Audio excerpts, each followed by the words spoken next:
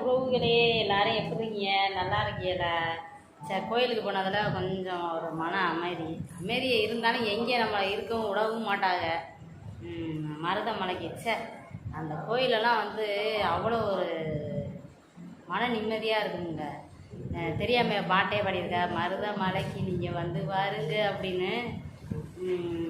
தீரா நோயெல்லாம் தீர்த்து வைக்கணும். பார்ப்போம் எப்படி இருக்குன்னு பார்ப்போம். அப்புறம் வந்து இதில் பொள்ளாச்சியில் இருக்கிற வந்து ஆனால் ஒவ்வொரு ஊருக்கும் ஒவ்வொரு பாட்டு இருக்கும் போருக்குங்க.